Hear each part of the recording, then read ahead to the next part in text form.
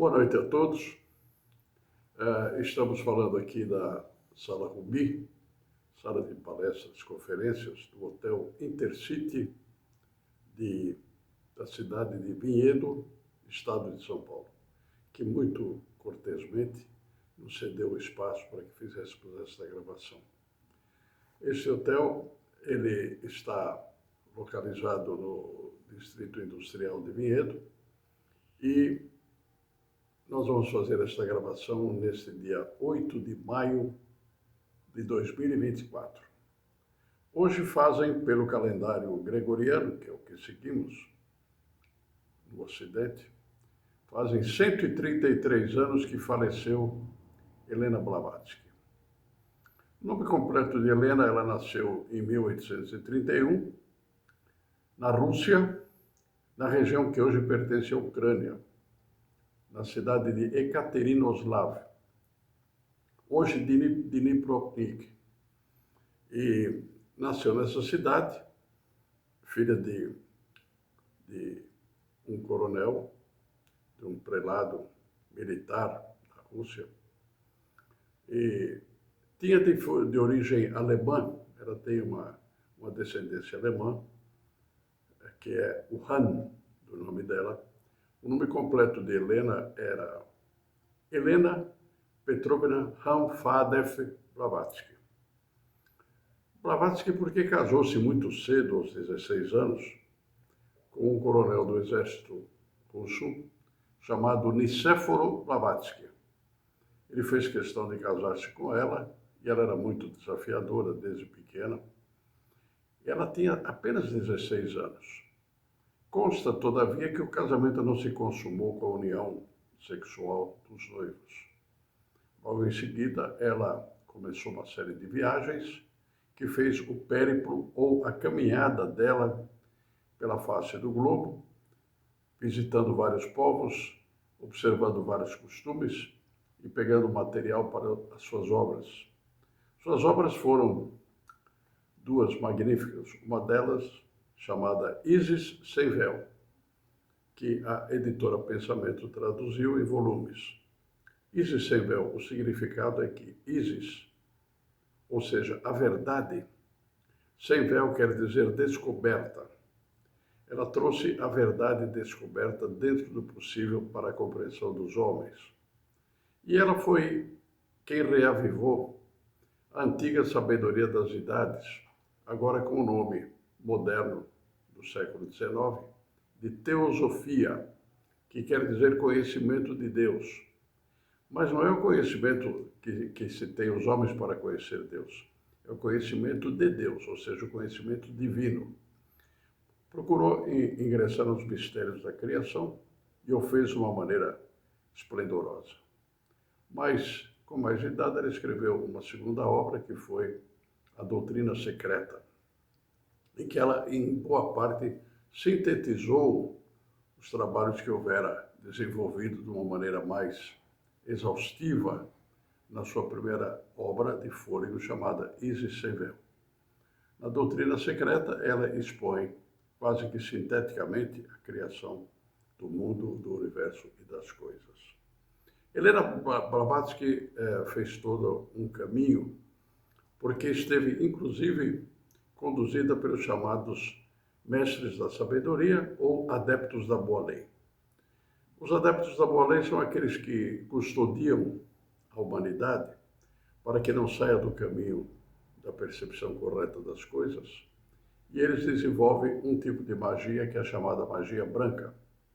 Claro que se eu falo em magia branca, existe uma magia invertida, que é a magia negra, que não nos interessa, basta que a gente mencione, e nós vamos fazer alguma alusão a esta magia invertida, que é a magia da satisfação do ego, da personalidade, e esta magia, ela leva a pessoa para uma circunstância em que a pessoa vai perdendo os parâmetros do bem, do bom, do belo, que são as três forças, ou qualidades, ou virtudes que a eubiose tanto trabalha para que aconteça.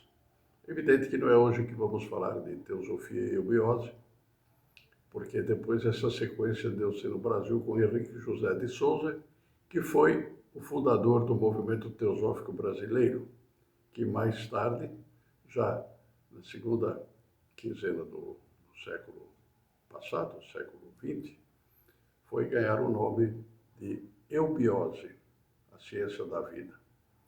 Muito bem, voltando a Helena Blavatsky, ela desde cedo demonstrou ter várias faculdades despertas, faculdades essas chamadas faculdades sobrenaturais. Ela brincava muito nos salões da sua casa, que é o que parece, pelas fotografias que recebemos, está hoje destruída, porque hoje pertence, como eu já disse, à região da Ucrânia, que está em belicosa disputa com a União Soviética, o RSS, que é o restante da Rússia. Mas ela, desde a tenridade, contava fatos estranhos, falava com pessoas que não se viam, quer dizer, os demais não viam as pessoas, dizia ela que via. Conversava com os elementais da natureza e, não poucas vezes, fez com que eles obedecessem às suas ordens telepáticas e eles apresentavam verdadeiras circunstâncias diferentes para aqueles presentes. Ela então passou a ser muito visitada onde estivesse, mas ela esteve no Oriente, ela esteve em vários pontos do mundo. Fala-se que, inclusive, no Brasil, quando fez uma amistosidade com Anita Garibaldi. Anita Garibaldi casou-se com Giuseppe Garibaldi, que fazia um trabalho de unificação do povo italiano, porque o povo italiano se dispersou em vários dialetos e perdeu praticamente a unidade nacional. Mas tudo isso estava dentro de uma previsão, porque eles iriam com o tempo fazer a expansão de Roma e da antiga Grécia, que eles eram herdeiros, inclusive, da filosofia, para o mundo todo. Era um trabalho de dispersão tão necessário para que os povos se aproximassem e se conhecessem mais. Então, Helena Ramfadefis Blavatskaya, que é o nome que se usa para as mulheres, né? Ela seguiu com este nome e é conhecida também por HPB, são as três iniciais de seu nome.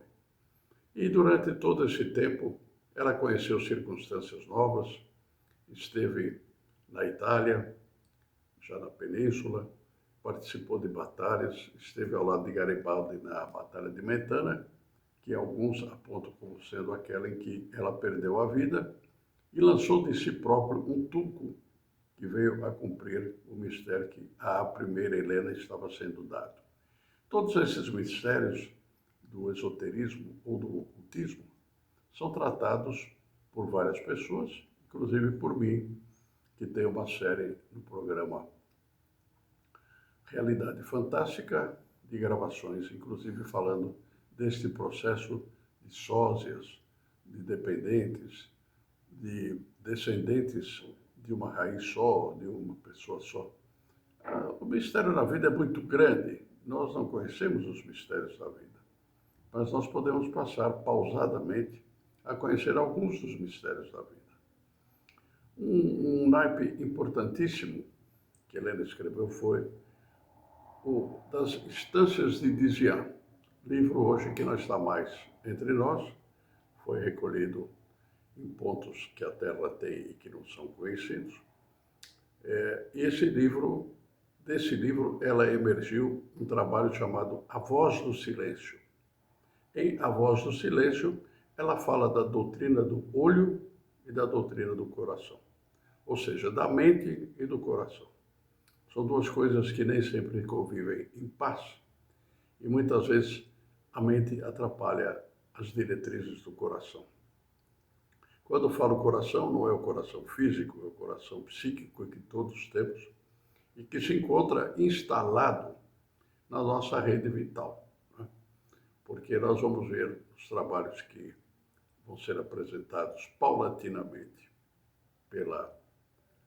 pelo Cabedal, que é o nosso programa a estrela flamejante, nós vamos paulatinamente mostrando os pontos e trazendo pessoas que podem contribuir e colaborar para os mistérios da ciência, os mistérios da arte, os mistérios da filosofia e aqueles da religião. A religião é uma coisa muito diferente do que se fala. A religião objetiva, ou chamada a religião positiva, é aquela que você cumpre determinadas pressões, para não dizer determinadas regras, e a você é garantido um céu, mas um céu falso, um céu de criação puramente cerebrina, e não aquele céu que queremos habitar, que é o céu do nosso real estado de consciência, o estado de consciência espiritual. Porque o espírito, poucas ou raras vezes se apresenta nas sessões chamadas sessões de mediunidade, e uma grande diferença que existe entre a mediunidade com o espírito de verdade, esclarecendo quem é o médium, ele guarda na memória e na passagem tudo aquilo que deveria guardar, sem que ele seja um cavalo ou um instrumento da manifestação. Então, Helena Blavatsky foi parar nos Estados Unidos, onde conheceu o seu companheiro de jornada, nada físico, nada de envolvimentos físicos, que foi Henry Steele Olcott, outro baluarte, que também pertencia a uma patente do exército norte-americano, mas era um repórter e um divulgador dos acontecimentos. E lá foram assistidos manifestações chamadas espíritas, que graçaram pelos meados do século XIX, e essas manifestações fizeram com que conhecessem dois expoentes, chamados os irmãos Eddy. Passaram a fazer estudos, e o fato é que em 1875, em Nova York, eles fundaram a Sociedade Teosófica, chamada Universal ou Mundial, abraçando um dístico, né? O dístico dizia: não há religião superior à verdade. A grande religião que temos na vida é cultivarmos a verdade. Esta, sim, é uma verdadeira religião.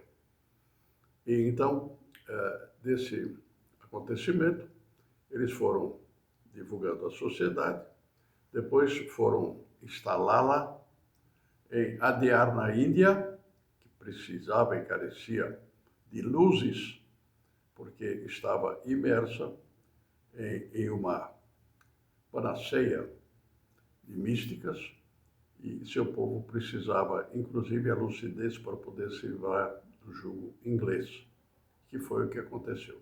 Mas Blavatsky foi conhecida e ouvida e lida por grandes expoentes do mundo, como Albert Einstein, como Mohandas Gandhi, o chamado Mahatma Gandhi, que se deu em sacrifício porque foi assassinado nos idos de 1949 nos Estados Unidos. Então, tudo isso foi se passando e se desenvolvendo e sendo pesquisado. E existe uma obra, Incidentes na Vida de Helena Blavatsky, de Alfred Percy Sine, que foi um dos presidentes da sociedade. Esta obra, ela foi editada pela Editora do Conhecimento e revela muitos fatos. Mas Helena Blavatsky não era uma pessoa unânime. Ela foi pesquisada como sendo uma charlatã, e eu próprio tive em mãos uma apostila que me foi dada por um grande amigo, ele sim, psiquiatra brasileiro, baiano, já falecido, em que ele analisa que, pelas suas reações, ela era uma pessoa psicótica, psiquiátrica, uma pessoa doente, porque era impossível, nas verificações da época, ter-se em conta o que uma pessoa poderia fazer, inclusive de ler na luz astral. Ela, de vez em quando, lia frases ao contrário, e Olcott foi um grande expoente e uma espécie de peneira para que as coisas fossem recolocadas na sua ordem direta. Então, Blavatsky era realmente uma pessoa dotada de grandes qualificativos de paranormalidade, que esse termo apareceu muito depois, né? Inclusive em pesquisas mais nos Estados Unidos do que aqui. E Blavatsky, nesse permeio todo, foi aos poucos transitando por locais, até que mais para o fim da vida, ela esteve na Nilgíria, onde ela trabalhou para o conhecimento das chamadas Montanhas Azuis. A Nilgíria é uma região que fica no nordeste da Índia e é uma região muito fabulosa, porque lá existem seres de um potencial fantástico do ponto de vista anímico, né? Que são os curubes ou mulacurubes, que o professor Henrique depois vai falar e tratar. Esses elementos, eles têm um poder pessoal de atração e de mentalização que provoca, inclusive, distúrbios e até a morte de pessoas. Então, Blavatsky conta a passagem que ela teve aí, evidente, nunca aderindo a essas ideias, ela procurou, até o contrário, falar com que isso não se pratica. Isso foi nas Montanhas Azuis. Ela viajou e mostrou o país das Montanhas Azuis, que é, repito, a Nilgíria. Muito bem, Blavatsky fez um périplo tão extraordinário que não seria num programa de cumprimentos de boa memória que nós iríamos revolver. Já li várias obras de Blavatsky, inclusive algumas trazendo-a como uma impostora, como o babuíno de Madame Blavatsky, de um escritor que quis arreliá-la. Impossível arreliar Blavatsky. Em compensação, outros autores apresentaram trabalhos mais sérios. Quando estive pessoalmente visitando nos Estados Unidos o núcleo teosófico, eu tinha um primo, um parente, que falava perfeitamente inglês, eu de inglês conheço muito pouco, e esse parente traduziu as conversas. E lá também acham que Blavatsky não seria talvez a pessoa ideal para divulgar a teosofia, mas era a mais bem preparada que encontraram. Os mestres propriamente diziam que era isso que acontecia. Então ela foi assessorada pelo mestre Kuthumi Lal Singh, pelo mestre Moria, basicamente, e depois outros seres também de envergadura espiritual estiveram ao lado dela. Então, o que significa o dia do loto branco? Esta flor, a flor de lótus, é uma flor estranha, porque ela procura, é uma flor que chamaria, a melhor comparação que eu pude encontrar, é uma flor hidropônica. Ela se desenvolve numa bacia ou num tanque de água. E ela lança suas raízes até o fundo para a captação dos minerais necessários para a sua sustentação. O interessante é que esta flor, ela vai ganhando alvura, vai se embranquecendo, e por isso a flor de lótus simbolizou a pureza e a supremacia do branco, que é a síntese de todas as cores, como um símbolo que deve ser levado dentro do esoterismo como um símbolo de paz e de realizações. Então, fica homenageado aqui o Dia do Loto Branco, que passou-se em 1891, quando ela ainda não tinha completado os 60 anos. Ela nasceu pelo nosso calendário a 12 do mês de agosto e faleceu no dia 8 de maio de 1891, 31,91 são 60, menos os dias que se descontam, ela não chegou a completar os 60 anos. Então, Blavatsky significou para o esoterismo moderno, para conhecimento oculto, uma baluarte das mais extraordinárias que nós devemos sempre louvar que tenha vivido entre nós. Eu tenho certeza de que onde ela esteja, ela está recebendo essa homenagem, que nós estamos prestando de uma maneira muito simplória. É isso que nós queríamos dizer E fica então marcado este dia 8 de maio de 2024 como os 133 anos da passagem para outro plano, definitivamente, de Helena Petrovna Ram